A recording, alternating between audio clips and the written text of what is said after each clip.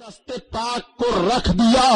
اب لوگ دیکھ رہے ہیں کہ ہر انگلی کی گھائی سے پانی کا چشمہ بہ رہا ہے.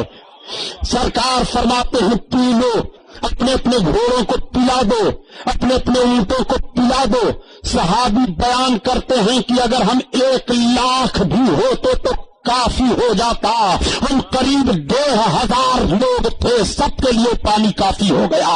اعلیٰ حضرت عظیم البرکت اسی لیے فرماتے ہیں نور کے چشمے لہرائیں دریا بہیں، انگلیوں کی کرامت پہ لاکھوں سلام، لاکھوں سلام. یہ نبی کا مقدس ہاتھ ہے. خارش والے جسم پر لگ جائے تو جسم درست ہو جائے، پیالے میں آپ رکھ دیں تو پانی کا چشمہ جاری ہو جائے. یہ نبی کا مقدس ہاتھ ہے. تم ذرا اپنا ہاتھ دیکھ لو، تمہارا ہاتھ لگے اور اتنا لگاتے ہو، رات دن ملتے رہتے ہو، بجائے چہرہ چمکنے کے اتنا بڑا بڑا گھٹا پڑ جاتا ہے. یہ ان کا ہاتھ ہے. جب یہ کہتے ہیں کہ نبی ہماری ہی طرح ہے، معاذ اللہ، ایسی زبانیں کاٹ لی جائیں، ایسی آبادیوں کو پھونک دیا جائے جہاں نبی کی توہین کی جائے. نبی کونین صلی اللہ تعالی علیہ وسلم کی توہین کر کے تم آبرو مندانہ جیون بتانے کی کوشش کر رہے ہو. سنو تاریخ کا حوالہ تمہارے سامنے رکھ رہا ہوں. آج جس بیت المقدس کی فتح یابی کے لیے پوری دنیا کا مسلمان دعائیں کر رہا ہے، اسی بیت المقدس کو ایک جوان صلاح الدین ایوبی نے فتح کیا تھا. اور فتح کرنے کے بعد بیت المقدس کے حکمراں آرنڈ کو بلوایا، اور جب آرنڈ گرفتار ہو کر کے آیا تو صلاح الدین ایوبی نے کہا کتنے لوگ گرفتار ہوئے ہیں یا سلطان؟ اتنے لوگ گرفتار ہوئے ہیں. سلطان نے کہا اعلان کر دو، یہ گرفتار ہونے والے اگر فدیہ دے سکتے ہوں تو فدیہ دے دے کر کے اپنے جان کی معافی کا پروانہ لے لے. ہماری جان کی قیمت کیا ہے؟ تو صلاح الدین ایوبی نے اپنی تلوار فضا میں بلند کی تھی اور کہا تھا آرنڈ دے، تجھے فدیہ پر میں نہیں چھوڑوں گا. آرنڈ نے کہا سلطان ہمیں چھوڑ دو، میں تمہیں خزانے کا وہ پتہ بتا دوں کہ تمہاری سلطنت پلتی رہے گی اس خزانے کے پیچھے. سلطان ایوبی نے کہا تھا نادان تیری سمجھ نہیں ہے، تو بھول گیا میں تجھے وہ سزا دوں گا کہ تاریخ نوٹ کر لے گی. سن، میں سارے لوگوں کو چھوڑ دوں گا. یہ سارے لوگ ضرور ہمارے خلاف لڑنے آئے تھے، یہ سارے لوگوں کی تلواریں ضرور ہمارے خلاف میدان جنگ میں چلی ہیں، لیکن ظالم سن، جب تو نے 12 حاجیوں کو گرفتار کیا تھا اور ان 12 حاجیوں نے رو کر کے تجھے دہائی دی تھی کہ نبی کا واسطہ ہم پیش کر رہے ہیں، آرنڈ ہمیں چھوڑ دو، تو تو نے کہا تھا بلاؤ اپنے نبی محمد کو مدد کے لیے. بول، تم نے کہا تھا کہ نہیں کہا تھا؟ آرنڈ کی نگاہیں جھک جاتی ہیں، آنسو بہنے لگتے ہیں. ایوبی نے اپنی تلوار کو فضا میں لہراتے ہوئے کہا حرام خور سن، ہاں انتصر انا لمحمد علیہ الصلوۃ والتسلیم، میں محمد علیہ السلام کی طرف سے بدلہ لینے کے لیے تیار ہوں. میں محمد کا غلام ہوں، تیری زبان کاٹوں گا اور دنیا کو بتا دوں گا کہ جب تک نبی کے توحید کرنے والوں کو ایسی سزا دیتے رہو گے، ہزاروں یروشلم کو تم فتح کرتے رہو گے اور تمہاری فتح و کامرانی کا جھنڈا بلند ہوتا رہے گا، اور نبی کی توہین کرنے والوں کو چھوڑا گیا تو تمہاری داستان تک نہ بھی ہوگی داستانوں میں. آپ ذرا تاریخ پڑھو، نبی کی توہین کرنے والا معاف نہیں کیا گیا ہے. اور آج آپ کا حال کیا ہے؟ ہوٹل پر بیٹھ کر کہتے ہیں اے یار نبی صاحب کو غیب کا علم نہیں تھا، وہ تو کچھ نہیں کر سکتے. حرام خور دجال کہیں کہ تمہاری زبانیں کاٹ لینی چاہیے.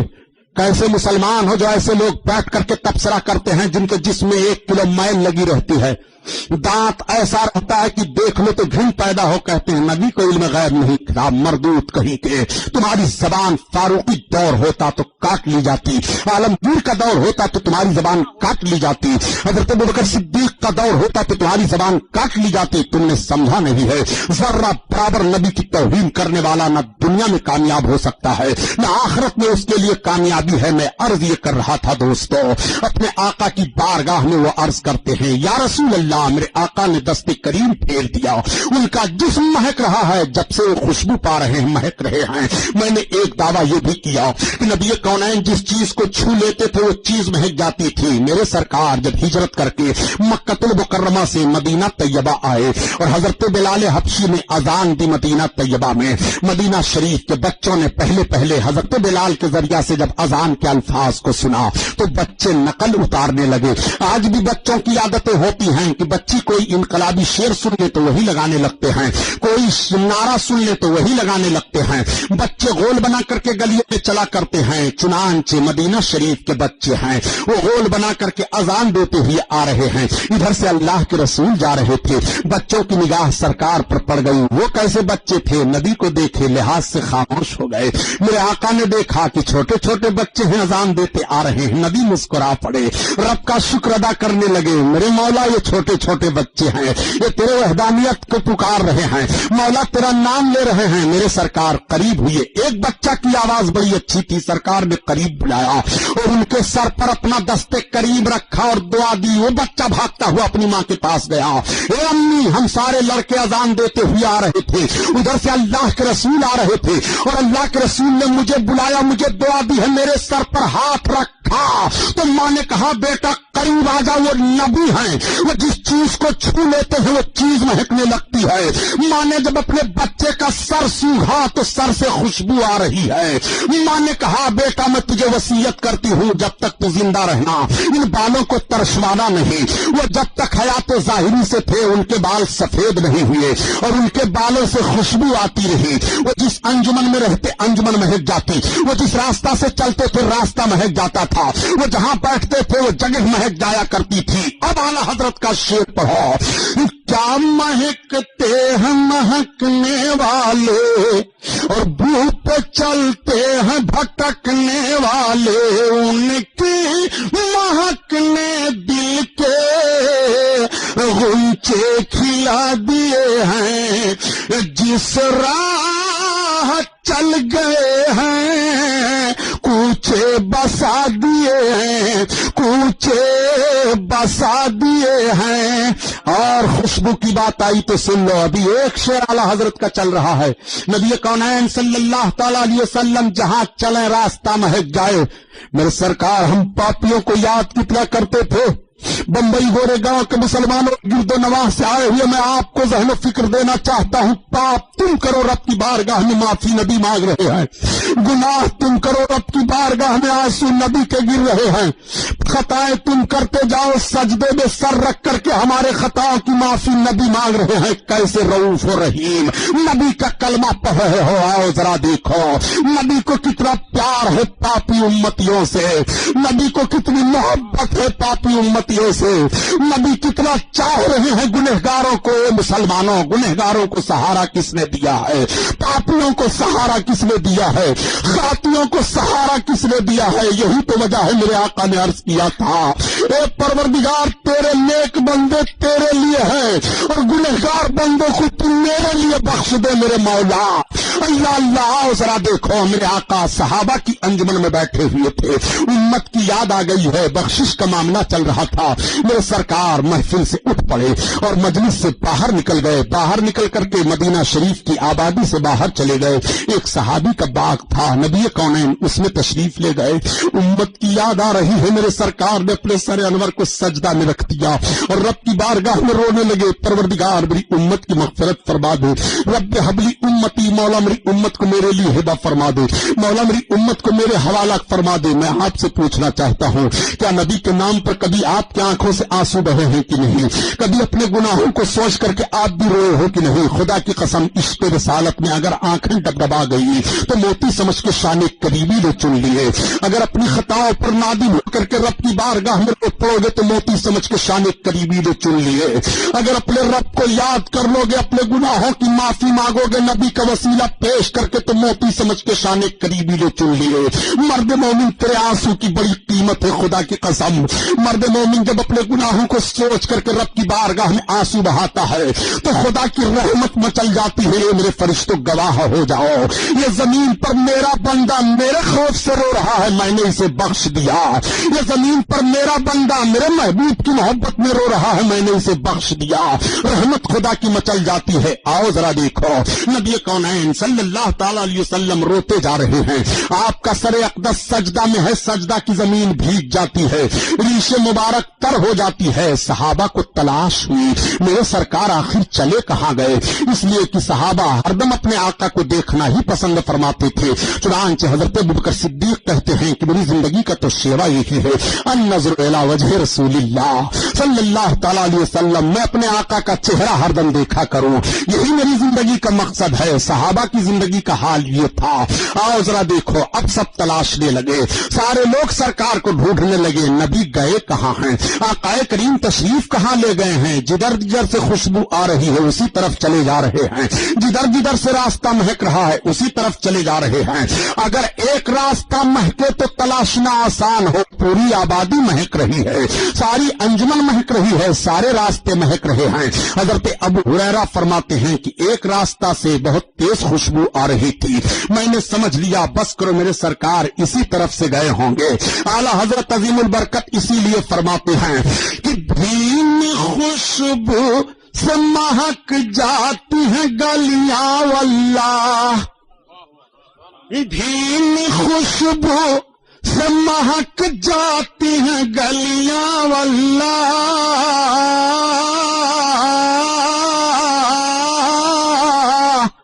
اور کیسے پھولوں نے بسائے ہیں تمہارے گیسو، تمہارے گیسو۔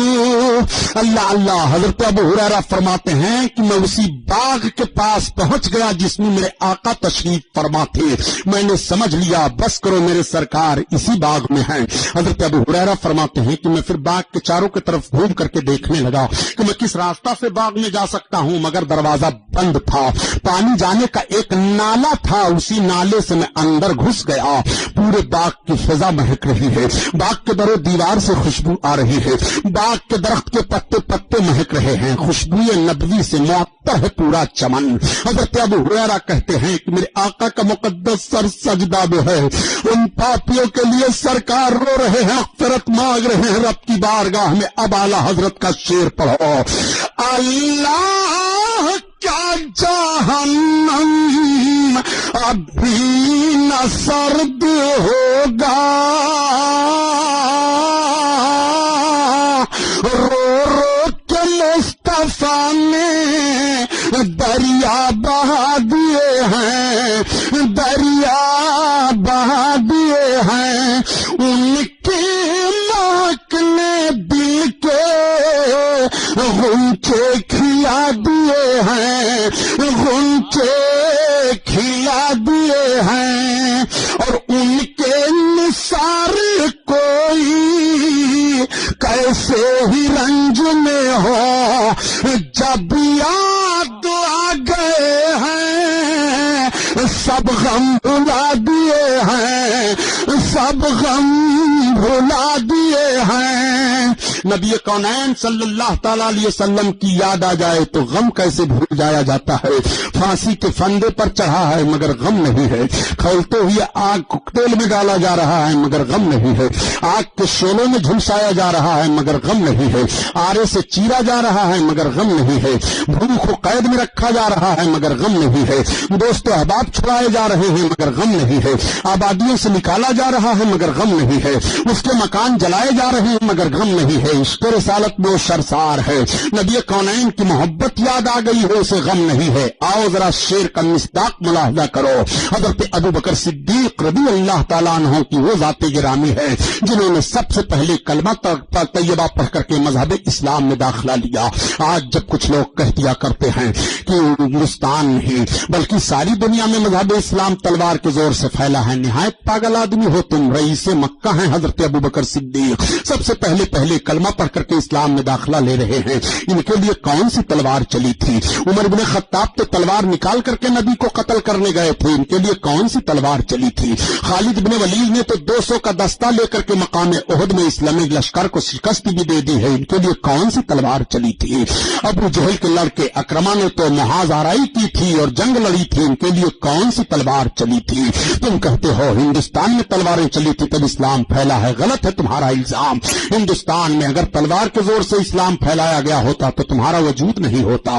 ہندوستان میں تلوار کے زور سے اسلام پھیلا نہیں ہے، سرکار غریب نواز کے کردار سے اسلام پھیلا ہے۔ جانتے ہو اسلام کیسے پھیلا ہے؟ محمود غزنوی کی تلوار آئی مگر وہ آئے اور چلے گئے، شہاب الدین غوری کی تلوار آئی وہ آئے اور چلے گئے، علاؤالدین خلجی کی تلوار آئی وہ آئے اور چلے گئے، مغلیہ سلاطین کی تلواریں آئی وہ آئے اور چلے گئے، لیکن آؤ دیکھو اسلام جس کے ذریعہ سے پھیلا تھا وہ کل بھی ہندوستان میں آ کر کے رہے ہیں اور آج بھی وہ ہندوستان میں رہ رہے ہیں۔ یہ غریب نواز کا روزہ ہے۔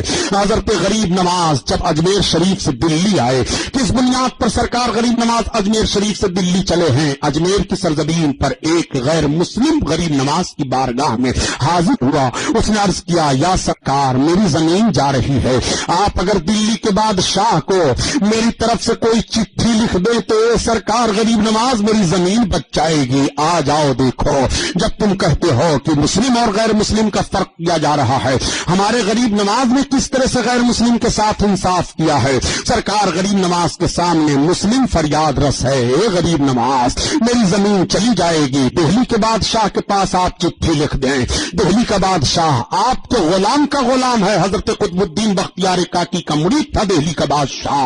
اے سرکار غریب نواز چٹھی لکھ سکتے تھے، لیکن غریب نواز کی بارگاہ میں غیر مسلم نے فریاد پیش کی۔ سرکار غریب نواز فرماتے تم تیار ہو جاؤ۔ اس نے عرض کیا کیسے مہاراجا؟ آپ نے فرمایا میرے ساتھ تم دہلی چلو۔ کانپ جاتا ہے، آپ نے فرمایا کانپو نہیں، میرے ساتھ دہلی چلو۔ عرض کرتا ہے اے سرکار آپ چٹھی لکھ دیں میں دہلی چلا جاؤں گا۔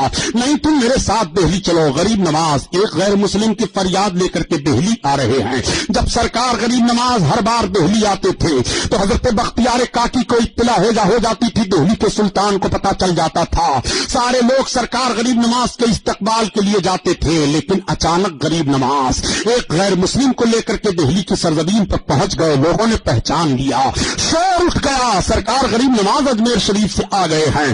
حضرت بختیار کاکی کو پتا چلا، دوڑے ہوئے بھاگے، سلطان کو پتا چلا، لشکر لے کر کے باہر نکل پڑے، عرض گزار ہوئے میرے سرکار یہ اچانک کیسے آنا ہو گیا؟ اطلاع ملی ہوتی تو ہم آپ کا استقبال کرتے، اپنی جبین کو بچھا دیتے، اے میرے سرکار اپنی آنکھوں کی فرش راہ بنا دیتے، آپ بغیر اطلاع کے کیسے آ گئے؟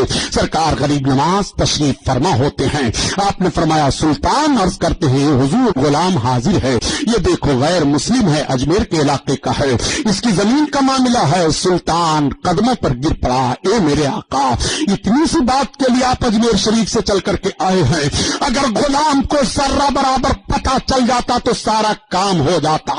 غریب نواز فرماتے ہیں میں یہ نہیں چاہتا تھا کہ جب تاریخ لکھی جائے تو اس طرح سے لکھی جائے کہ ایک غیر مسلم نے غریب نواز کی بارگاہ میں فریاد پیش کی تھی تو سلطان کو چٹھی لکھا تھا، نہیں بلکہ میں چاہتا ہوں تاریخ لکھی جائے کہ معین الدین ایک غیر مسلم کی فریاد کے لیے اجمیر سے چل کر کے دہلی پہنچا تھا۔ یہ سرکار غریب نواز کا کردار ہے، یہ اخوت کا پیغام ہے، یہ مساویانہ پیغام ہے۔ یہی غریب نواز جب دہلی سے اجمیر جا رہے ہیں تو 35,000 راجپوتاؤں نے کلمہ پڑھ کر کے اسلام میں داخلہ لیا، اور جب آ رہے ہیں تو 35,000 راجپوتاؤں نے کلمہ پڑھ کر کے اسلام میں داخلہ لیا۔ 70,000 راجپوت کلمہ پڑھ کر کے اسلام میں داخلہ لے لیتے ہیں۔ ڈاکٹر اقبال نے اسی طرف اشارہ کیا ہے، نہ کتابوں سے نہ کالج کے در سے ہے پیدا، دین ہوتا ہے بزرگوں کی نظر سے پیدا۔ سنو مذہب اسلام پر اعتراض کرنے والوں، کٹہر بڑھڑ کھانے والوں، مذہب اسلام پر اعتراض نہ کرو، تمہاری ساری طاقتوں کا پتہ چل جائے گا۔ زیادہ سے زیادہ تم مسلمان کو مار سکتے ہو، پھانسی پر چڑھا سکتے ہو، بڑی دھمکیاں دی جا رہی ہیں۔ مولویوں پر پابندی لگاؤ، ان پر پابندی لگاؤ، مدرسوں پر پابندی لگاؤ، ان کے مذہبی جلسوں پر پابندی لگاؤ، تمہارے باپ مذہبی جلسوں پر پابندی نہیں لگا سکتے ہیں۔ ہندوستان کا سمویدھان ہے، بھارت جب آزاد ہوا تھا تو یہ سمویدھان بنا تھا کہ ہر مذہب و ملت کے لوگوں کو بھارت کی سرزمین پر اپنے اپنے مذہب کے مطابق کریا کرم کرنے کا حق دیا جا رہا ہے۔ یہ قانون نہیں ملے گا بھارت سے، بھارت پریا راج ہے۔ سنو، یہ جملے تمہیں سخت تو ضرور لگیں گے، یہ توگڑیا جی نکلے ہیں، روز فلسفہ بیان کرتے ہیں، قرآن میں آیتیں نکالی جائیں 24 آیتیں ہیں، ہم کو تو ایسا لگتا ہے کہ اس کی 24 نمبر ہی میں تو نہیں بتا دیا ہے۔ اس کو کیا معلوم یہ 24 آیتیں کس تعلق سے ہیں؟ اسے کیا معلوم جو بسم اللہ الرحمن الرحیم نہ پڑھ پاتا ہو؟ اس کو کیا معلوم جو اردو زبان نہ جانتا ہو؟ یہ 24 آیتوں کی نشاندہی تمہیں کس نے کر دی ہے؟ اس کا نام تم کیوں نہیں بتاتے ہو؟ تم ظاہر کر دو کہ یہ 24 آیتیں تمہیں کس نے بتایا ہے کہ دہشت گردی کا اعلان کرتی ہیں؟ ان 24 آیتوں میں جہاد کا ذہن دیا جاتا ہے، اس 24 آیتوں میں قتل و خوریزی کا معاملہ بیان کیا گیا ہے۔ تم اس کو بتاؤ کہ فلاں نے مجھے بتایا ہے تو جی تب تو سمجھا جائے کہ تمہارے اندر کچھ دیانت داری ہے۔ اور اگر ایسا بتانے پر نہیں تم بتا سکتے ہو، قطعاً نہیں بتا سکتے ہو، تو کچھ تو ہے جس کی پردہ داری ہے۔ اگر توگڑیا پیدا ہوتے رہے بھارت کی سرزمین تو توگڑیا جیسے لوگوں کی کھوپڑی پھاڑنے کے لیے سینکڑوں غلام محی الدین سبحانی جیسے لوگ پیدا ہوتے رہیں گے اور جواب دیتے رہیں گے اور اعلان کرتے رہیں گے۔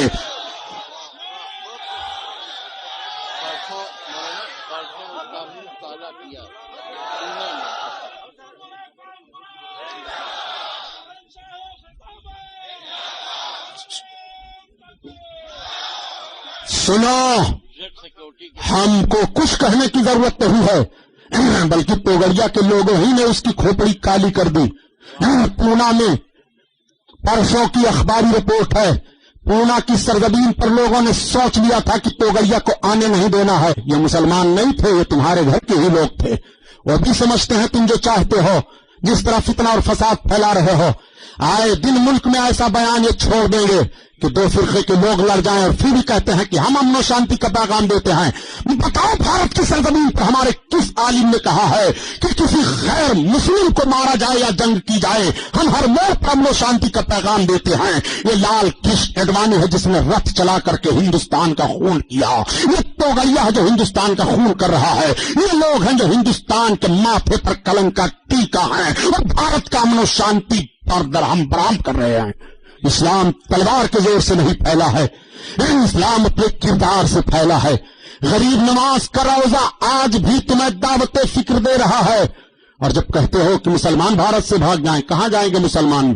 اگر مسلمانوں کو بھگانا ہے تو میں بھارت سے، ہم تو یہی عرض کرتے ہیں کہ پورے بھارت کی بات تو چھوڑو، ماہم شریف میں حضرت مخدوم پاک کا روزہ ہے، سارے بمبئی کے مسلمان چھوڑ دیں گے، اسی دن بمبئی کو جاؤ، مخدوم پاک روزہ کھود کر کے پھینک دو، تمہارے اندر ہمت ہے تو جاؤ، سرکار غازی پاک کا زنجیری دروازہ توڑ دو، تمہارے اندر ہمت ہے تو۔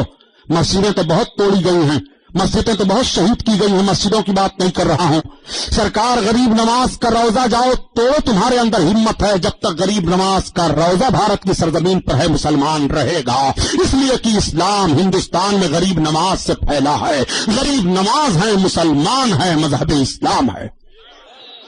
اس لیے چیلنج نہ کرو، سرکار غریب نواز کا وہ دربار ہے کہ انگریز نے دیکھنے کے بعد کہا تھا کہ میں نے ہندوستان میں دو چیزوں کو دیکھا، ایک تو ایک دن دیکھا کہ جس دن ہندوستان کے سارے لوگ پاگل ہو جاتے ہیں، وہ کون سا دن ہے میں نام نہیں لوں گا، آپ خود جان جائیں گے، اور ایک میں نے ہندوستان میں قبر دیکھی ہے جو آج بھی لوگوں کے دلوں پر حکومت کر رہی ہے، وہ قبر اجمیر میں ہے، غریب نواز کی قبر۔ اللہ اکبر، وہ سرکار غریب نواز ہیں۔ تو میں عرض کر رہا تھا کہ سرکار کا جانثار نثار ہو، عاشق ہو، غموں کی پرواہ نہیں کرتا ہے، ان کے نثار کوئی کیسے ہی رنج میں ہو، جب یاد آ گئے ہیں سب غم بھلا دیے ہیں، سب غم بھلا دیے ہیں۔ حضرت ابوبکر صدیق رضی اللہ تعالیٰ عنہ جب پہلے کلمے طیبہ پڑھ کر کے اسلام میں داخلہ لیے، ایک روز کسی نے کہہ دیا ابو بکر ابن قحافہ کہاں؟ کہا تم جس محمد کا کلمہ پڑھ رہے ہو حرم میں تمام لوگ ان سے الجھ گئے ہیں، اتنا سننا تھا کہ حضرت ابو بکر صدیق دوڑے ہوئے حرم شریف میں آئے اور کافروں سے الجھاؤ ہو گیا، مار پیٹ شروع ہو گئی۔ سرکار ابو بکر صدیق کو زیادہ چوٹ آئی، زمین پر آپ آ گئے، آپ کو بے ہوشی ہو گئی۔ خاندان کے لوگ اکٹھا ہوئے اور کہا اے فلاں فلاں سن لو، اگر ابو بکر ابن قحافہ کی موت اس جھگڑے میں ہو گئی تو ہم مکہ میں تمہارے مکان کے پتھروں کو اکھاڑ کر پھینک دیں گے، تب تمہیں پتا چلے گا کہ خاندانی جوش کسے کہتے ہیں۔ حضرت ابو بکر صدیق کو اٹھا کر کے آپ کے گھر لائے، آپ کی ماں سے کہا کچھ کھانے پینے کی چیز ہو تو انہیں پیش کرو۔ جب آپ کے چہرے پر پانی کا چھڑکاؤ دیا گیا، آپ آنکھیں کھولتے ہیں، ماں نے پیش کیا کھانے کے لیے تو عرض کرتے ہیں اے ماں پہلے بتاؤ میرے سرکار کا حال کیا ہے، جب تک میں اپنے آقا کا حال نہیں جان لوں گا تب تک میں کچھ کھاؤں گا نہیں۔ آپ کی ماں کہتے ہیں اے بیٹا ایسی تمہیں چوٹ لگی ہے پھر بھی محمد کو یاد کر رہے ہو؟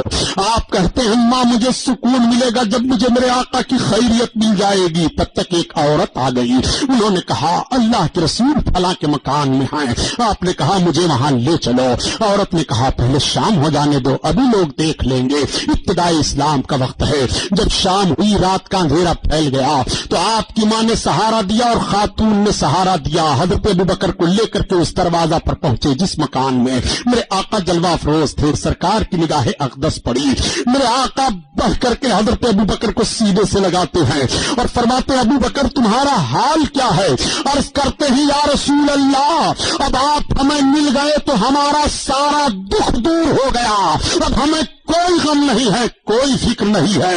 اعلیٰ حضرت کا شعر اب پڑھو، ان کے نثار کوئی کیسے ہی رنج میں ہو، جب یاد آ گئے ہیں سب غم بھلا دیے ہیں، سب غم بھلا دیے ہیں۔ اور کیسے غم بھولتے ہیں ذرا دیکھو، یہ نبی کونین صلی اللہ علیہ وسلم ہیں، دوسری جنگ عظیم لڑی گئی تھی جس جنگ کا نام جنگ احد ہے۔ اس جنگ میں یہ مشہور کر دیا گیا کہ نبی کونین شہید کر دیے گئے۔ یہ اطلاع مدینہ والوں کو ملی تو جو بچے تھے وہ سب میدان کی طرف بھاگے، بچے نکل پڑے میدان کی طرف، عورتیں نکل پڑی اور لوگوں نے کہا جب ہمارے پیغمبر نہیں رہے تو اب ہمیں دنیا میں رہ کر کے کیا کرنا ہے۔ انصار گھرانے کی ایک عورت بے تحاشا میدان کی طرف دوڑی ہوئی جا رہی تھی، ایک صحابی ادھر سے آ رہے تھے، ملاقات ہو گئی، کہا خاتون کہاں جا رہی ہو؟ انہوں نے کہا میں میدان جنگ میں جا رہی ہوں، بتاؤ آ کہاں سے رہے ہو؟ کہا میں میدان جنگ سے آ رہا ہوں۔ کہا یہ بتاؤ سرکار کا حال کیا ہے؟ انہوں نے کہا تمہارے شوہر شہید ہو گئے، تمہارے باپ شہید ہو گئے، تمہارے بھائی شہید ہو گئے۔ عورت نے پوچھا ارے میرے سرکار کا حال بتاؤ؟ کہا الحمدللہ سرکار صحیح اور سلامت ہیں۔ تب تک خاتون نے کہا سن لو جب نبی صحیح اور سلامت ہے تو اب ہمارے لیے سارا جہان صحیح اور سلامت ہے، ہمیں کوئی غم نہیں ہے، کوئی دکھ نہیں ہے۔ اب اعلیٰ حضرت کا شعر پڑھو، ان کے نثار کوئی کیسے ہی رنج میں ہو، جب یاد آ گئے ہیں سب غم بھلا دیے ہیں، سب غم بھلا دیے ہیں۔ درود شریف پڑھ لو، اللہم صلی علی سیدنا مولانا محمد معدن الجود والکرم وعلی آلہ وبارک وسلم صلاۃ و سلام علیک یا رسول اللہ۔ غم کیسے بھول جاتے ہیں ذرا ذہن کو حاضر کرو، واقعہ سنانا مقصد نہیں ہے۔ غریبوں کو سہارا کس نے دیا ہے؟ یتیموں کو مسکراہٹ کس نے دی ہے؟ بیواؤں کو چین سکون کس نے عطا فرمایا ہے؟ آپ کو کہنا پڑے گا محمد الرسول اللہ صلی اللہ تعالی علیہ وسلم۔ یہ دیکھو میرے سرکار غم کیسے بھلا دیا کرتے ہیں، اور نبی کی یاد آ جائے تو فکر کیسے دور ہو جاتی ہے۔ نبی کونین ہیں، مدینہ طیبہ کی سرزمین ہے، رمضان شریف کا پورا مہینہ گزر گیا، چاند ہو گیا، چاند کا اعلان ہو گیا مدینہ طیبہ میں کہ سویرے عید ہونے والی ہے۔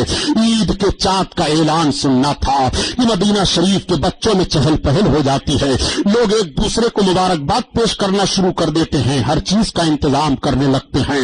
عید کی خوشی منائی جانے والی ہے۔ صبح صبح مدینے کی گلیوں میں بڑا چہل پہل ہے، ہر طرف ایک عجیب عجیب کیف ہے، ایک عجیب منظر دکھائی دے رہا ہے۔ رات اسی چہل پہل سے گزر جاتی ہے، صبح کا سفیدہ پھیلا۔ مدینہ شریف میں لوگ نماز فجر ادا کر کے عید کی تیاری کر کے میدان کی طرف جانے لگے نماز عید پڑھنے کے لیے۔ دیکھو مذہب اسلام نے ہم کو خوشی کیسی دی ہے، ہماری خوشی دیکھ لو۔ ہم کو جب مذہب اسلام خوشی کی اجازت دیتا ہے تو اس میں بھی سجدہ ہے، ہمیں مذہب اسلام خوشی منانے کی اجازت دیتا ہے اس میں بھی رب کی عبادت ہے۔ ہماری کہیں ایسی خوشی نہیں ہے کہ جس خوشی میں کوئی دنگا ہو جائے، جس خوشی میں کہیں فساد ہو جائے، جس خوشی میں کوئی عقل و ہوش کھو دے، جس خوشی میں کسی کی بہو بیٹیوں کی آبرو پر خنجر چل جائے۔ ہمارا معاملہ ایسا نہیں ہے۔ نبی کونین صلی اللہ تعالی علیہ وسلم کے جانثار مدینہ طیبہ کی سرزمین پر میدان عید میں جا رہے ہیں، عید کا دوگانہ ادا کرنے کے لیے۔ میرے سرکار بھی لباس فاخرہ زیب تن کر کے اپنے حجرے مقدسہ سے باہر نکلے۔ نبی کے چند قدم چلے تھے کہ ایک بچہ راستہ میں زارو قطار رو رہا ہے، اس کے آنسو بہ رہے ہیں۔ میرے سرکار ٹھہر گئے، بچے کے قریب گئے، اس کے سر پر دست شفقت رکھا۔ آقا کریم ارشاد فرماتے ہیں بیٹا کیوں رو رہے ہو؟ آج تو عید کا دن ہے، مدینہ کے سارے بچے اپنے باپوں کے دامن سے لگ کر کے عید کی خوشی منا رہے ہیں، عیدگاہ کی طرف جا رہے ہیں، تم رو کیوں رہے ہو؟ بچے کو یہ نہیں معلوم تھا کہ مجھ سے کون پوچھ رہے ہیں۔ بچہ سسکیاں لے کر کے اور رونے لگتا ہے، اس کے آنسو کے دھار بہنے لگتے ہیں، وہ ہچکیاں لے کر کے روتا ہے۔ میرے آقا بے قرار ہو گئے۔ آقا نے فرمایا یہ شہزادے آخر رو کیوں رہے ہو بیٹا بتاؤ؟ تو بچہ بول پڑا یہ پوچھنے والے مجھ سے نہ پوچھو، آج سب کو خوشی ہے مگر مجھے کیسے خوشی حاصل ہو؟ آج مدینہ کے سارے بچے اپنے باپوں کے ساتھ مچلتے ہوئے جا رہے ہیں، کاش میرا بھی باپ ہوتا تو میں بھی اپنے باپ کے ساتھ عیدگاہ کی طرف مچلتا ہوا جاتا۔ ہائے میری غریبی، آج مدینہ میں مجھ جیسا غریب کوئی بچہ نہیں ہے، میرا باپ نہیں ہے۔ اتنا سننا تھا۔ میرے آقا فرماتے ہیں اے بیٹا آخر بتاؤ تمہارا باپ کیا ہوا؟ تب تک بچے نے روتے ہوئے کہا اے پوچھنے والے پوچھ رہے ہو تو میں بتائے دے رہا ہوں میرا باپ کیا ہوا۔ میرے باپ نے اللہ کے رسول کے ساتھ ایک جنگ میں شرکت کی، سرکار کے قدموں میں میرے باپ کو شہادت مل گئی، میرا باپ شہید ہو گیا۔ میری ماں نے دوسری شادی کر لی، مجھ کو گھر سے نکال دیا گیا ہے۔ ہائے آج مدینہ میں میرا باپ ہوتا تو میں بھی اپنے باپ کے ساتھ بچلتے ہوئے رسول اللہ کے پیچھے نماز ادا کرتا۔ اتنا سننا تھا۔ نبی ارشاد فرماتے ہیں بیٹا رو نہیں، جس رسول کے قدموں میں تیرے باپ کو شہادت ملی ہے وہ اللہ کا رسول میں ہی ہوں۔ اتنا سننا تھا۔ بچہ مسکرانے لگا، اس کے آنسو بہتے ہوئے رک گئے۔ اعلیٰ حضرت عظیم البرکت اسی طرف اشارہ فرماتے ہیں کہ جس کی تسکین سے روتے ہوئے ہنس پڑے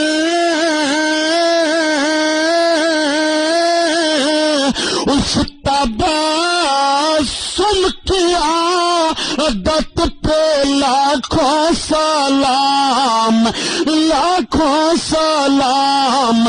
ان کے نثار کوئی کیسے ہی رنج میں ہو، جب یاد آ گئے ہیں سب غم بھلا دیے ہیں، سب غم بھلا دیے ہیں۔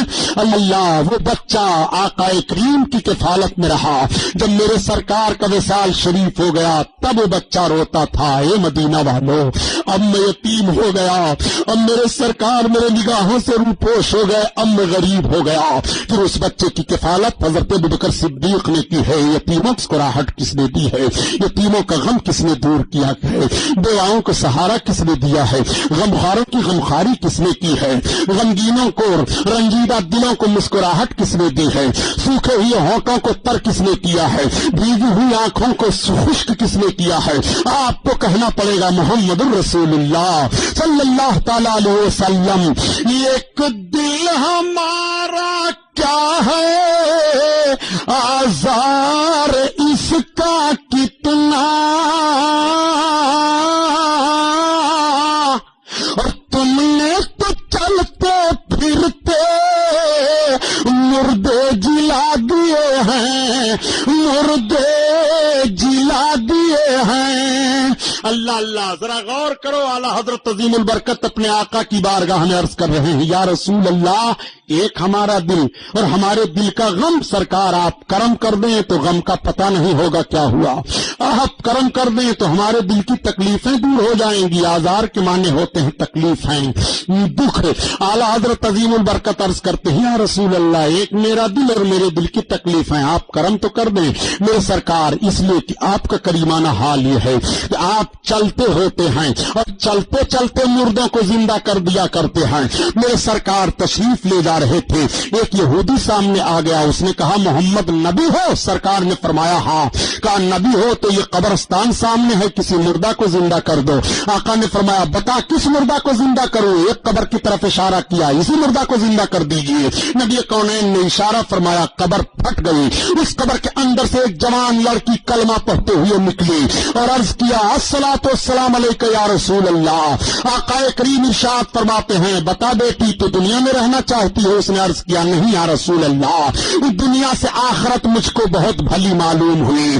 یا رسول اللہ ہمیں آخرت ہی پسند ہے. آقا فرماتے ہیں اچھا تو قبر میں چلی جا.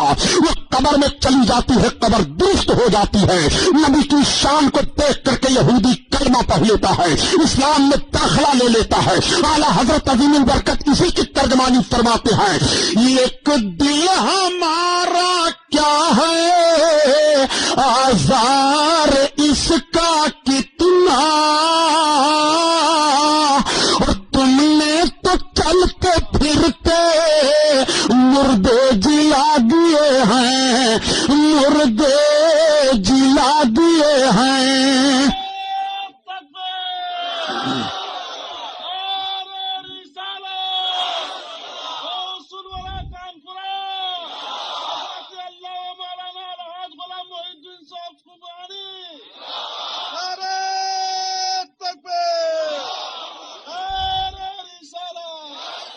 اور جب آ گئی ہے جوش رحمت پہ ان کی آنکھیں, جلتے بجھا دیے ہیں, روتے ہنسا دیے ہیں, روتے ہنسا دیے ہیں. اپنے آقا صلی اللہ علیہ وسلم کی سیرت مطالعہ کرو, سیرت مطالعہ کرنے والوں. اور یہ الزام لگانے والوں کہ یہ بریلوی مولوی ہیں, نبی کی سیرت نہیں بیان کرتے ہیں. اور کسے سیرت کہتے ہیں؟ نماز پر نہیں بولتے ہیں, روزہ پر نہیں بولتے ہیں. یہ آپ ہی کی ذمہ داری ہے نماز پر بولنا. نماز پر ہم نہیں بولتے ہیں, ہم سے زیادہ نماز پڑھ رہے ہو, تمہاری نماز تو تمہارے منہ پر مار دی جائے گی. عشق رسالت سے خالی ہو کر کے جو عبادت کی جائے وہ عبادت نہیں ہے, وہ عبادت منہ پر مار دی جائے گی. 6 کروڑ برس کی عبادت ابلیس کے منہ پر مار دی گئی. ابلیس کا سجدہ زمین پر بچھا دیا جائے تو زمین کا کوئی حصہ خالی نہیں ہوگا. یہ سارا اس کا سجدہ کیوں بیکار ہوا؟ آپ کو کہنا پڑے گا حضرت آدم کی تعظیم نہیں کی. حضرت آدم کی تعظیم ہی کی بنیاد پر تو اس کے چہرے پر ساری عبادتیں اس کی مار دی گئی. اور حضرت آدم کی تعظیم اس لیے کروائی جا رہی تھی کہ تمہارے نبی کا مقدس نور ان کی پیشانی میں جلوہ گر تھا. اور سنو, ایک نقشہ سامنے رکھو کہ جب آ گئی ہے جوش رحمت پہ ان کی آنکھیں, سرکار کی آنکھیں جب جوش رحمت پر آئیں گی تو جلتے بجھیں گے, روتے ہوئے ہنسیں گے.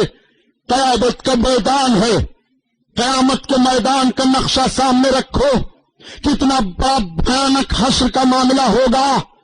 دنیا کے دن سے 50,000 برس کا ایک دن قیامت کا ہوگا. نفسی نفسی کا عالم ہوگا. جنتی جنت میں چلے جائیں گے, دوزخی دوزخ میں چلے جائیں گے. مگر کچھ ایسے لوگ بھی ہوں گے جو بلا گناہوں سے توبہ کیے ہوئے مر گئے ہوں گے. رب کی مشیت ہوگی قیامت کے میدان میں, یہ سب بلا گناہوں سے توبہ کیے مرے ہیں, ان کو جہنم میں ڈالا جائے, جہنم میں ڈال دیے جائیں گے. اس لیے مسلمانوں, دن اور رات میں تم نماز کی پابندی کرو تاکہ تمہیں توبہ کرنے کا موقع مل جایا کرے. جب نماز پڑھو گے تو ضرور اپنے رب کی بارگاہ میں اپنے ہاتھوں کو اٹھا کر کے اپنے گناہوں کی معافی مانگو گے. اس لیے جب جب نماز پڑھو تو اپنے گناہوں سے معافی مانگ لیا کرو. جو بندہ بلا توبہ کے مرے گا رب کی مشیت ہوگی تو اسے جہنم میں ڈال دیا جائے, وہ 1000 برس تک جہنم میں جلتا رہے گا. یا اللہ کا نعرہ لگاتا رہے گا. دوسرا 1000 برس لگے گا, یا رحمان کہتے رہیں گے. تیسرا 1000 برس لگے گا, یا رحیم کہتے رہیں گے. چوتھا 1000 برس لگے گا, یا حنان کہتے رہیں گے. پانچواں 1000 برس لگے گا, یا قیوم کہتے رہیں گے. چھٹا 1000 برس لگے گا, یا حیو کہتے رہیں گے. جب 7واں 1000 برس لگے گا تو ایٹومیٹک پکار اٹھیں گے, وا محمدا یا رسول اللہ ہماری خبر لو, سرکار ہمیں اب جہنم سے نکالو. جیسے نبی کونین کا مقدس نام جہنم میں لیں گے, رب کی مشیت مچل جائے گی, رب کی رحمت کو جوش آئے گا. رب تعالیٰ حضرت جبریل سے فرمائے گا, جبریل عرض کریں گے ہاں میرے مولا. جبریل جاؤ جہنم کا معائنہ کرو, امت محمدیہ کے وہ افراد جو اپنے گناہوں سے بلا توبہ کیے مر گئے تھے, جہنم میں ڈال دیے گئے, ان کا حال کیا ہے. حضرت جبریل عرض کریں گے پروردگار تو اپنے بندوں کا حال زیادہ جاننے والا ہے. رب فرمائے گا جبریل جاؤ تو دیکھو. اب حضرت جبریل آئیں گے جہنم کے دروازہ پر. جہنم کے دروازہ پر جس فرشتہ کی ڈیوٹی ہے ان کا نام ہے مالک. مالک دیکھیں گے کہ سید الملائکہ جبریل امین آ رہے ہیں تو مالک استقبال کریں گے, حضرت جبریل سے سلام عرض کریں گے. حضرت جبریل فرمائیں گے مالک جہنم کا حال بتاؤ, امت محمدیہ کے وہ لوگ جو اپنے گناہوں سے بلا توبہ کیے ہوئے مرے تھے اور رب کی مشیت سے جہنم میں ڈال دیے گئے, ان کا حال کیا ہے. مالک کہیں گے ان کا بڑا برا حال ہے, وہ جہنم میں جل رہے ہیں, وہ چیخ رہے ہیں, چلا رہے ہیں. حضرت جبریل فرمائیں گے مالک دروازہ کھولو. مالک کہیں گے رب کا حکم ہے. حضرت جبریل کہیں گے ہاں. جیسے جہنم کا دروازہ کھلے گا تو جب مالک جہنم کا دروازہ کھول کر جہنم کو بھڑکائیں گے تو ان کی شکل ڈراؤنی ہوگی, جہنمی دیکھ کر کے بھاگیں گے. لیکن جب حضرت جبریل کی شکل و صورت دیکھیں گے تو حضرت جبریل بڑی اچھی شکل و صورت میں ہوں گے. لوگ دیکھ کر کے پکار اٹھیں گے آہ اتنی اچھی صورت والا یہ کون آ گیا ہے. تب تک مالک کہیں گے یہ جبریل امین علیہ السلام ہیں جو محمد علیہ السلام پر وحی لے کر کے جاتے تھے. تب تک سب پکار اٹھیں گے اے سید الملائکہ حضرت جبریل ہمارے سرکار سے ہمارا سلام کہہ دو, ہمارے آقا سے کہہ دو اب ہمیں نکال لے, ہمارے سرکار سے اب کہہ دو ہمیں بخشوا دے.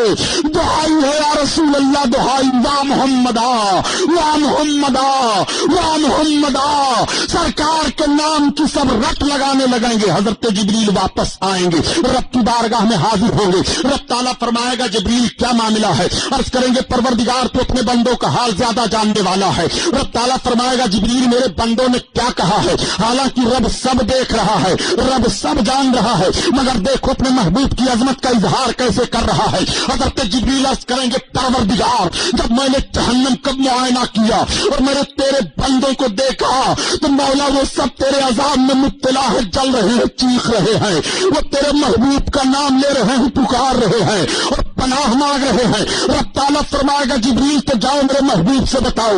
اب حضرت جبریل جنت میں آئیں گے. جنت میں میرے سرکار ایک موتی کے محل میں ایک نورانی تخت پر جلوہ افروز ہوں گے. انبیاء اور مرسلین مومنین سرکار کے سامنے ہوں گے. حضرت جبریل پہنچیں گے, رونے لگیں گے. آقا ارشاد فرمائے گے جبریل رونے کا سبب کیا ہے. عرض کریں گے یا رسول اللہ میں نے رب کے حکم سے جہنم کا معائنہ کیا ہے. آپ کے امتی جو گناہوں سے بلا توبہ کیے ہوئے مر گئے تھے, یا رسول اللہ رب کی مشیت سے وہ جہنم میں ڈال دیے گئے. یا رسول اللہ انہوں نے آپ کو سلام کہا ہے اور آپ کو پکار رہے ہیں. تب تک میرے آقا فرمائیں گے لبیک یا امتی لبیک, اے میری امت میں حاضر ہوں حاضر ہو. اور اس کے بعد میرے سرکار اپنا سر سجدہ میں رکھ دیں گے, رونے لگیں گے. رب تعالیٰ کا ارشاد ہوگا محبوب اپنا سر اٹھاؤ, جاؤ تم جس کو چاہو جہنم سے نکال لو. اللہ اللہ میرے آقا اپنے سر اقدس کو اٹھائیں گے. میرے سرکار کے نگاہ نبوت میں خوشی کے آنسو ہو گئے. اعلیٰ حضرت عظیم البرکت اسی کو بیان فرماتے ہیں کہ پیش حق مزدہ شفاعت کا سناتے جائیں گے اور سب ہنساتے جائیں گے۔ اللہ اللہ، اب رب کے حکم سے میرے سرکار تشریف لائیں گے جہنم کی طرف، میرے آقا آ رہے ہیں، فرشتے سرکار کا استقبال کر رہے ہیں۔ جیسے جہنم کے دروازہ کے قریب میرے آقا پہنچیں گے، مالک دیکھیں گے، وہ دیکھو سید المرسلین آ رہے ہیں، وہ دیکھو رحمت للعالمین آ رہے ہیں، وہ دیکھو بشیر و نذیر آ رہے ہیں، وہ دیکھو طہ یاسین آ رہے ہیں، وہ دیکھو امام الانبیاء آ رہے ہیں، وہ دیکھو گنہگاروں کو بچانے والے آقا آ رہے ہیں۔ میرے آقا جلوہ افروز ہو جائیں گے، مالک استقبال کریں گے۔ آقا فرمائیں گے مالک میری امت کا حال کیا ہے جو جہنم میں ڈالے گئے؟ عرض کریں گے یا رسول اللہ وہ بڑے بڑے برے عذاب میں ہیں، وہ جل رہے ہیں، چیخ رہے ہیں۔ آقا فرمائیں گے مالک جہنم کا دروازہ کھولو۔ عرض کریں گے یا رسول اللہ رب کا حکم ہے؟ آقا فرمائیں گے ہاں۔ جیسے مالک جہنم کا دروازہ کھولیں گے اور جن جہنمیوں کو جنتی ہونا ہوگا وہ اپنے سرکار کا جیسے چہرہ دیکھیں گے پکار اٹھیں گے، وہ لوگ مسکراتے ہم اسیروں کی طرح اور خرمن سیاہ پر اب بجلی گراتے جائیں گے۔ اور اللہ اللہ اب سب سرکار کی بارگاہ میں فریادی ہوں گے یا رسول اللہ دہائی ہے دہائی نکالو، گرچہ ہیں بے حد قصور تم ہو عفو غفور، اور بخش دو جرم و خطا تم پہ کرو درود۔ اللہ اللہ، اور اب سب سرکار کو جب دیکھیں گے تو جل رہے ہیں بجھ جائیں گے، رو رہے ہیں ہنسنے لگیں گے، اور میرے سرکار کی نگاہ اقدس سے شکر کے آنسو بہ نکلیں گے۔ جب آ گئی ہے جوش رحمت پہ ان کی آنکھیں، جلتے بجھا دیے ہیں، روتے ہنسا دیے ہیں، روتے ہنسا دیے ہیں۔ اللہ اللہ، میرے سرکار نکالیں گے جس کے دل میں رائی کے ذرہ برابر بھی ایمان ہوگا، اور لائیں گے نہر حیات میں غسل دیا جائے گا، سب چمکنے لگیں گے، مگر پھر بھی ان کی پیشانی پر لکھا رہے گا ہم قوم جہنمی تھے۔ عرض کریں گے سارے لوگ جو جنت میں پہلے سے رہیں گے وہ سب جہنم سے نکل نکل کر آئے ہیں۔ یہ لوگ عرض کریں گے یا رسول اللہ یہ جنت میں پہلے رہنے والے لوگ ہمارا چرچا کر رہے ہیں، آقا دعا مانگیں گے تو پیشانی سے وہ تحریر بھی ختم ہو جائے گی، اور سب کی پیشانیاں 14ویں رات کے چاند کی طرح چمکنے لگیں گی۔ اس کیفیت کو دیکھنے کے بعد پکار اٹھیں گے مشرکین و مرتدین، کاش ہم بھی محمد کا کلمہ پڑھے ہوتے اور ان پر ایمان لائے ہوتے تو دائمی عذاب سے ہمیں چھٹکارا مل جاتا۔ اے مسلمانوں، ایسے رسول کا کلمہ پڑھ رہے ہو جنہوں نے تمہیں ہر موڑ پر بچایا ہے، آج بھی ہر موڑ پر اپنے رسول کا نام لو، ہر موڑ پر اپنے آقا سے مدد مانگو، ہر موڑ پر اپنے آقا کے نام پر مر مٹنے کے لیے تیار رہو۔ قوت عشق سے ہر پست کو بالا کر دے اور دور میں اس میں محمد سے اجالا کر دے۔ یہی پیغام غوث الورا کانفرنس سے آپ کو دیا جا رہا ہے۔ آپ سنی بن کر کے جیو اور سنی بن کر کے مرو۔ درود پاک پڑھی اللہم صلی علی سیدنا مولانا محمد معدن الجود والکرم وعلی آلہ وبارک وسلم صلاۃ و سلام علیک یا رسول اللہ۔ اب آپ ذرا غور فرمائیے، آقا کریم کا ایسا دربار ہے۔ آج ذرا دیکھ لو، اگر کوئی ملک میں نافرمانی کر دے تو دیش دروہی قرار دے دیا جاتا ہے، اس کو ملک کا باغی قرار دے کر کے ملک سے نکال دیا جاتا ہے۔ اسے نکالو، اسے سزا دو، یہ دہشت گرد ہے، اس نے ملک کے امن کو برباد کیا ہے، اس نے ملک میں تباہی پھیلا دی ہے، اس نے ملک کے چمن کو غارت کر دیا ہے۔ آج ذرا غور فرمائیے، اسے ملک کا دیش دروہی قرار دے کر کے ملک سے شہر نکال دیا جاتا ہے۔ اگر کوئی اپنے ماں باپ کی نافرمانی کر دے تو جائیداد سے عاق کر دیا جاتا ہے، وراثت سے محروم کر دیا جاتا ہے۔ اگر استاذ کی نافرمانی کر دے تو شاگردی سے نکال دیا جاتا ہے، اگر پیر کی نافرمانی کر دے تو مریدی سے نکال دیا جاتا ہے۔ مگر یہ نبی کا دربار ہے۔ اے مسلمان، تو گناہ پر گناہ کرتا جا رہا ہے، پاپ پر پاپ کرتا جا رہا ہے، اور اپنے آقا کی بارگاہ میں اگر معافی مانگ رہا ہے تو ایسے کریم اور رؤوف نبی ہیں کہ اعلیٰ حضرت عظیم البرکت فرماتے ہیں، آؤ ذرا دیکھو، سارے بے ہنروں کو سبوں نے چھوڑ دیا, بے تمیزوں کو سبھی نے چھوڑ دیا, لا خیروں کو سبوں نے چھوڑ دیا, نبی نے اپنا لیا. اعلیٰ حضرت عظیم البرکت فرماتے ہیں اے لوگوں ایسے نبی کا کلمہ پڑھنے والے ہو کہ بے ہنر و بے تمیز کس کو ہوئے ہیں عزیز. بیوقوف کو بھی کوئی جگہ دیتا ہے؟ بیوقوف کو کوئی جگہ نہیں دیتا. اگر کسی کا دماغی توازن خراب ہو جائے تو اس کو دھکے دے کر کے نکال دیا جاتا ہے. بچے اس کے اوپر ڈھیلے مارتے ہیں, وہ ادھر ادھر گلیوں میں مست پھرتا ہے, کوئی پری پرواہ اس کو نہیں ہے. یہ مستانہ جا رہا ہے, یہ دیوانہ جا رہا ہے, عقل نہیں کام کر رہی ہے. نہ آبادی میں اس کے لیے ٹھکانہ ہے, نہ مکان میں اس کے لیے ٹھکانہ ہے. اور اگر بے ہنر ہے اسے کوئی تمیز نہیں ہے. لاؤ سیٹھ جی کے دکان پر کر دو کہ ذرا یہ بے ہنر ہے اسے رکھ لو. سبحانی صاحب میں کہیے تو 100 روپے دے دوں, لیکن بیوقوف کو ہماری دکان پر نہ رکھیے. بیوقوف فائدہ پہنچانے کی کوشش بھی کرے گا تو نقصان پہنچ جائے گا. اسی لیے کسی بزرگ نے کہا ہے کہ دوستی اچھی نہیں 3 سے, دوستی اچھی نہیں 3 سے. یہ اس کو یاد کر لو اور اپنے ذہن میں محفوظ رکھو. دوستی اچھی نہیں 3 سے, نادان سے, طفل سے, بددین سے. ان تینوں کی دوستی خطرناک ہوتی ہے. بچے سے پیار کرتے چلے جائیے, خوب بڑھیا کپڑا پہن لیجئے, فوراً بچہ جائے گا اسی کپڑے پر ہاتھ لگا دے گا. ایک بادشاہ تھا, ایک روز وزیر اس کے دربار میں لیٹ میں پہنچا. کہا وزیر کہاں تھے؟ کہا میرا بچہ ننگئی کر گیا تھا, میں منانے لگا. کہا عجیب پاگل آدمی ہو, سلطنت کے کاموں کو نہیں دیکھتے ہو, بچہ کو منانے میں کتنا ٹائم لگتا ہے. کہا سلطان سب کو منایا جا سکتا ہے, بچے کو نہیں منایا جا سکتا. کہا عجیب پاگل آدمی ہو, بچے کو کیوں نہیں منایا جا سکتا؟ جو بچہ مانگے اسے دے دو, مان جائے گا. کہا یہ تو صحیح ہے سلطان, جو بچہ مانگے اسے دے دو, لیکن جو بچہ مانگے گا ہر سامان دیا بھی نہیں جا سکتا. کہا وہ کیسے؟ کہا بات آ گئی ہے تو بادشاہ میں بچہ بن جاؤں, آپ مجھے منائیے. کہا ٹھیک بچہ بنو تو میں منا دیتا ہوں. اب وزیر بچہ بن گیا, رونے لگا. بادشاہ نے کہا بھائی چپ ہو جاؤ, کیا مانگتے ہو؟ کہا مجھے ہاتھی لائیے. کہا لاؤ ہاتھی سامنے کر دو. ہاتھی لا کر کے کر دیا, پھر رونے لگا. کہا جی پاگل آدمی اب کیوں روتا ہے؟ کہا مجھ کو گھڑا لاؤ. گھڑا. کہا گھڑا بھی لا کر کے رکھ دو. اب گھڑا دے دیا, پھر وزیر رونے لگا. کہا اب کیوں روتا ہے؟ کہا بچہ ہوں, مناؤ مجھے. کہا تو نے ہاتھی مانگا, ہاتھی دے دیا, گھڑا مانگا, گھڑا دے دیا. کہا اس ہاتھی کو اس گھڑا میں ڈالو.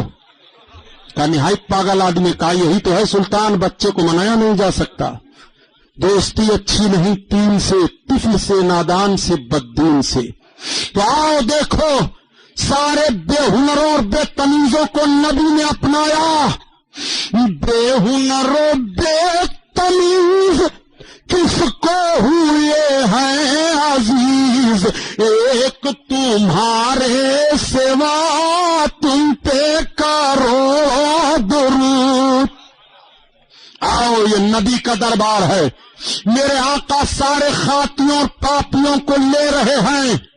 اعلیٰ حضرت عظیم البرکت اسی لیے فرماتے ہیں کر کے تمہارے گناہ مانگے تمہاری پناہ, اور تم کہو دامن میں آ تم پہ کرو درود. مسلمانوں آخری جملہ میں عرض کروں گا کہ دینی مدرسوں کا خیال رکھو. یہی دینی مدرسے ہیں جن مدرسوں کے ذریعہ سے تمہارے ایمان کی حفاظت ہوتی ہے, قوم کو دینداری کا پیغام دیا جاتا ہے. یہی دینی ادارے ہیں جن اداروں کے ذریعہ سے تمہیں دینی شعور ملتا ہے. اگر یہ ادارے نہیں ہوں گے تو دینی شعور, دینی فکر سے تم محروم ہو جاؤ گے. اسپین کی تاریخ پڑھو. سب سے پہلے اسپین میں مدرسوں پر پابندیاں لگائی گئی تھی. سب سے پہلے اسپین پر کتابوں پر پابندیاں لگائی تھی. کتابیں روک دی جائیں چھاپنے پر, کتابیں روک دی گئی تھی. لوگ اپنے گھروں میں پڑھا کرتے تھے. پھر پابندی لگا دی گئی کہ گھروں سے دینی کتابوں کو نکالا جائے. گھروں سے دینی کتابوں کو نکال دیا گیا. پھر پابندی لگائی گئی دینی کتابیں چھاپی جا رہی ہیں, چھاپنا بند کر دیا جائے. پھر پابندی لگا دی گئی کہ مدرسے توڑ دیے جائیں. مدرسے توڑ دیے گئے. 800 سال اسپین پر آپ نے حکومت کی تھی. اسپین کی سرزمین پر آج آپ کا نام نشان مٹ گیا ہے. اسپین کی تاریخ کو ہندوستان میں دہرانا چاہتے ہو تو سن لو, ہم کہا کرتے ہیں اسپین مٹ گیا. اسپین میں غریب نواز نہیں تھے, اسپین میں مختوم کچھوچھا نہیں تھے, اسپین اسپین میں تلوار چلانے والے تو پہنچے تھے، اسپین میں مجاہدین تو پہنچے تھے، مگر اسپین میں حضرت مخدوم ماہی نہیں تھے، اسپین میں حضرت غازی مسعود بہرائچی نہیں تھے، اسپین میں خانقاہ مارہرہ نہیں تھی، اسپین میں غریب نواز روزہ نہیں تھا۔ اگر یہ روزے ہوتے، اللہ کے مقدس ولیوں کی جماعت خاک میں آسودہ ہوتی تو اسپین کا مسلمان بھی نہ مٹتا، ہندوستان اسپین نہیں بنے گا، اس لیے کہ غریب نواز کا روزہ موجود ہے، مخدوم کچھوچھا کا روزہ مخدوم موجود ہے، حضرت بختیار کاکی کا روزہ موجود ہے، حضرت محبوب الہی کا روزہ موجود ہے، حضرت نصیر الدین چراغ دہلی کا روزہ موجود ہے، سرکار غوث پاک کے نام لیوا موجود ہے۔ اس لیے ہندوستان رہے گا، مسلمان نہیں بٹے گا۔ اسلام کی فطرت میں قدرت نے لچک دی ہے، یہ اتنا ہی ابھرے گا جتنا اسے دباؤ گے، اتنا ہی ابھرے گا جتنا اسے دباؤ گے۔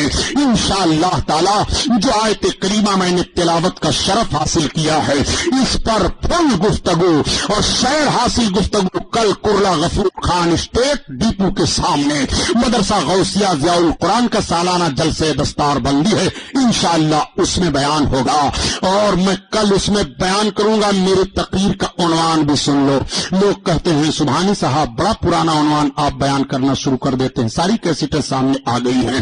میں نے کہا انشاءاللہ پوری کوشش کروں گا کہ قرآن کے 3 چہرے میں کل کرلا میں بیان کروں گا۔ قرآن نے انسانوں کا 3 چہرہ ثابت کیا ہے، قرآن کا انسانوں کے 3 چہروں کے نام پیغام تقریر کا یہ عنوان کل کرلا میں رہے گا انشاءاللہ تعالی۔ یار زندہ صحبت باقی، دارالعلوم اہل سنت غوث الورا زندہ باد، یہ علماء اہل سنت پائندہ باد۔ یہ دیکھیے حضرت سید حسن مصنع انور صاحب قبلہ دامت برکاتہ القدسیہ تشریف فرما ہیں۔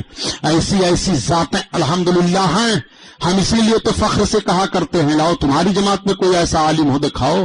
ہماری جماعت میں تو ایسے لوگ ہیں کہ دیکھو تو خدا یاد آ جائے، دیکھو تو لوگ دیکھ کر کے توبہ کر لیتے ہیں، ہاتھ چومنے کے لیے بے قرار ہو جاتے ہیں کہ ایسی شخصیتوں کا بوسہ مل جائے، ان کی دعائیں مل جائیں، ان کی زیارت نصیب ہو جائے۔ اور ایک تمہارا بھی معاملہ ہے کہ پگڑی باندھ کر چلتے ہو تو پتہ چلتا ہے کہ سب بھٹھا میں اینٹا ڈھونے والے لوگ چلے آئے ہیں۔ ایک صاحب کہنے لگے سبحانی صاحب، ہم نے کہا وہ کیا؟ کہا 2 جلسہ ہو رہا تھا، اس جلسہ میں پورب سائٹ مولانا لوگ بیٹھے رہے تو دیکھنے میں بڑے اچھے لگ رہے تھے، اور پچھم سائٹ مولانا لوگ بیٹھے رہے تھے، ان کی ٹوپی عجیب طرح تھی، پیجامہ بڑا اونچا وہ پہنتے ہیں۔ ہم نے کہا بھائی وہ اونچا پیجامہ پہنتے ہیں تو ان سے سوال کرو، ہم اونچا پیجامہ نہیں پہنتے ہیں، یہ سوال ہم سے نہ کیجیے، ہو سکتا ہے کپڑا گھٹ جاتا ہو۔ پہلے اونچا پیجامہ کفن چور اگلے زمانے میں پہنا کرتے تھے، تو ایسا تو نہیں ہے کفن چور ہیں؟ کہا نہیں کفن نہیں چوراتے ہیں، لگ رہا ہے یہ ایمان چور ہیں۔ تو ایسے لوگوں سے بھی بچیے، یہ تبلیغ کرنے نکلے ہیں بیچارے، نہ تم صدمے ہمیں دیتے نہ یوں فریاد ہم کرتے، نہ کھلتے رازے سربستہ نہ یوں رسوائیاں ہوتی۔ مخدوم کچھوچھا بھی تبلیغ کرنے کے لیے نکلے تھے، سرکار مخدوم پاک جا رہے تھے، آپ کے ساتھ آپ کے مریدوں کی جماعت تھی، آپ کے مریدوں میں ایک گلخینی تھے، ایک جگہ مورتی سب رکھے تھے، بڑی سندر مورتیاں تھیں، تو گلخینی دیکھنے لگے۔ تو حضرت مخدوم پاک نے پیچھے مڑ کر کے دیکھا، کہا گلخینی کہاں چلے گئے؟ کہا حضرت لگ رہا ہے وہ مورتی دیکھنے لگا۔ جب آ گئے تو حضرت نے فرمایا ادھر آؤ، کہاں رہ گئے تھے؟ تو یہ کچھ نہیں بولے۔ کہا کیا تم کو مورتی اچھی لگ گئی؟ تو کچھ نہیں بولے۔ کہا اچھا اچھی لگ گئی ہے تو جاؤ کہہ دو ہمارے پیر صاحب نے بلایا ہے۔ اب سب لوگ آگے چلے، گلخینی پیچھے ہٹ گئے کہے ہمارے پیر صاحب نے بلایا ہے، تو حقیقت میں خوبصورت لڑکی بن گئی، دوپٹہ صحیح کیا، ساڑی تو پہنائے ہی ہوئے تھے، سب چل پڑی پیچھے، دولہا آگے چل رہا ہے، دلہن پیچھے چل رہی ہے۔ لوگوں نے کہا حضرت مخدوم پاک نے کہا کیا؟ ارے کہا گلخینی لے کر کے دلہن آ رہے ہیں۔ دیکھا مڑ کر کے کہا گلخینی؟ کہا حضرت آپ ہی نے تو کہا تھا جاؤ کہہ دو پیر صاحب نے بلایا ہے۔ یہ مخدوم ہیں، مورتی کو کہہ دیں تو وہ دلہن بن جائے، اور ایک تم ہو تبلیغ کرنے نکلو تو جتنے ایماندار ہیں سب بے ایمان ہو جائیں۔ معاذ اللہ رب العالمین۔ آج بھی جون پور کی سرزمین پر گلخینی کی اولادیں پائی جا رہی ہیں، اس بچی سے ان کے ناخن تک پتھر کی طرح ہوتے ہیں. جب اللہ کے ولی کی زبان کا یہ حال ہے کہ مورتی کو کہہ دے کہ حسین و جمیل لڑکی بن جائے تو وہ بن جائے، تو رسول اللہ کی مقدس زبان کا عالم کیا ہوگا؟ ولی اللہ کا حال یہ ہے تو رسول اللہ کا حال کیا ہوگا؟ جب اس پار کا یہ عالم ہے اس پار کا عالم کیا ہوگا؟ جب ان کے گدا بھر دیتے ہیں شاہان زمانہ کی جھولی، محتاج کا جب یہ ہے عالم ہے، مختار کا عالم کیا ہوگا؟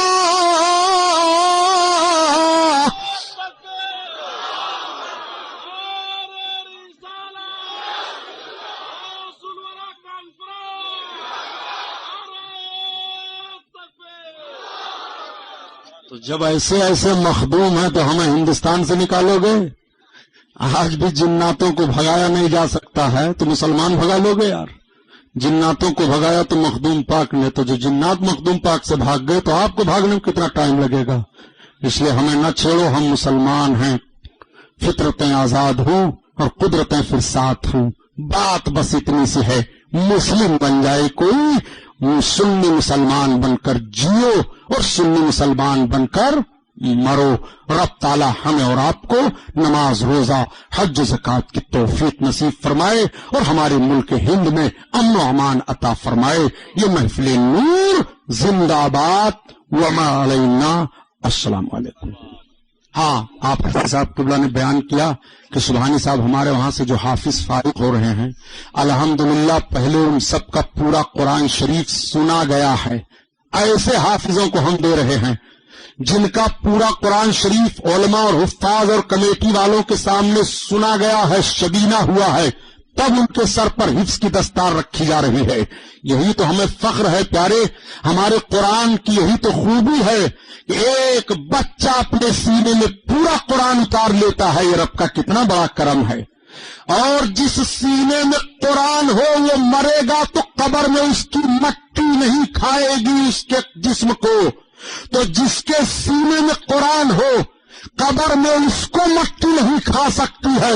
تو جس رسول پر قرآن نازل ہوا ہے ان کا حال قبر انور میں کیا ہوگا؟ اس لیے اپنے بچوں کو حافظ بناؤ. حافظ غریب نہیں ہوتا ہے. ارے یار، کالج کی کتابیں پڑھنے والا پیسہ بٹور لیتا ہے، قرآن پڑھنے والا دربھچ رہے گا. وہ کس نے ذہن دے دیا آپ کو؟ سرکار فرماتے ہیں قرآن جس گھر میں پڑھا جاتا ہے وہ گھر گھر والوں پر کشادہ ہو جاتا ہے، شیاطین نکال دیے جاتے ہیں، رحمت کے فرشتے داخل ہوتے ہیں. تو جس گھر میں قرآن پڑھا جائے وہ گھر گھر والوں پر کشادہ ہو جائے. تو جو قرآن پڑھے گا کیا وہ کشادہ نہیں رہے گا؟ جو قرآن پڑھے گا کیا وہ مالدار نہیں رہے گا؟ مالدار بننا چاہتے ہو تو قرآن کی تلاوت کرو. قرآن کی تلاوت کرنے والا غربت و افلاس کا مارا نہیں ہو سکتا ہے. آج کون جو غریبی کے مارے میں پھر وہی ہے، قرآن کی تلاوت کو چھوڑ دیا ہے. اسی لیے ڈاکٹر اقبال یا کسی شاعر نے کہا کہ ہم خوار ہوئے تاریک قرآن ہو کر، ہم نے قرآن کو تلاوت چھوڑ دیا، ذلت و رسوائی میں پڑ گئے. قرآن پڑھو، بچوں کو پڑھاؤ اور حفظ کے دستار کا منظر ملاحظہ کرو. السلام علیکم.